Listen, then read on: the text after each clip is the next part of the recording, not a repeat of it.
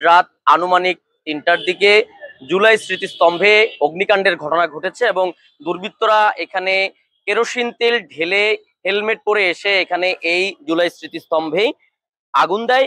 আগুনের ফলে স্মৃতিস্তম্ভটি আংশিক ক্ষতিগ্রস্ত হয়।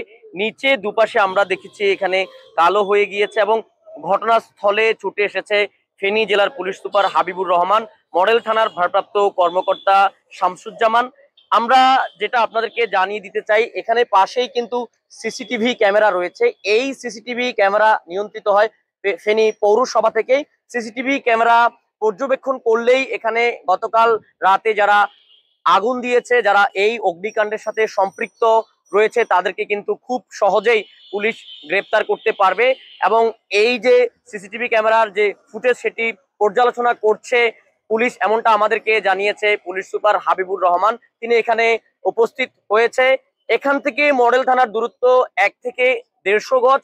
এই দূরত্বের মাঝেই গতকাল রাতে আমরা দেখেছি এই ঘটনাটি ঘটেছে। এখানে পুলিশ সুপার হাবিবুর রহমান উপস্থিত হয়েছে, আমরা ওনার সাথে একটু কথা বলবো।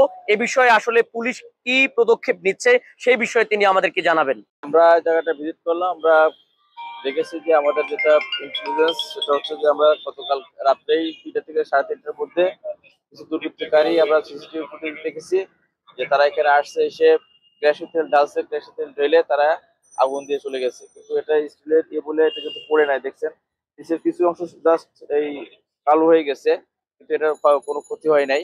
আমরা দেখছি যে দুর্বৃত্তকারীরা কারা এটা ফাইন্ড আউট করছি আমরা, কারণ এখানে অনেকগুলো ইস্যু থাকতে পারে। সেই ইস্যুগুলো আমরা সমস্ত ইস্যুগুলো দেখছি, যাচাই করছি।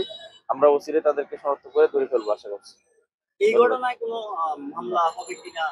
অবশ্যই আমরা আইনগত ব্যবস্থা নেবো। এই ঘটনা অবশ্যই মামলা হবে এবং মামলা পরিপ্রেক্ষিতে যে সমস্ত দুষ্কৃতকারীরা এই ঘটনাটা ঘটিয়েছে তাদের আমরা আইনের আওতায় শক্ত ব্যবস্থাপনা এবং শক্ত ব্যবস্থা গ্রহণ করবো তাদের বিরুদ্ধে।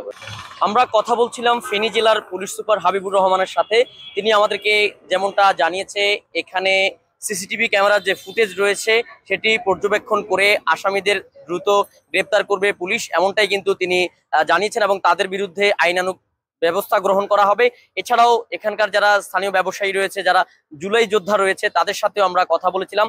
তারা দাবি জানিয়েছে অতি দ্রুত সময়ে এই জুলাই স্মৃতিস্তম্ভে যারা গতকাল রাতে অগ্নিকাণ্ডের ঘটনাটি ঘটিয়েছে তাদেরকে যাতে আইনের আওতায় আনা হয়, এমনটা তারা দাবি জানিয়েছে। তো এই ছিল আসলে ফেনী জুলাই স্মৃতিস্তম্ভ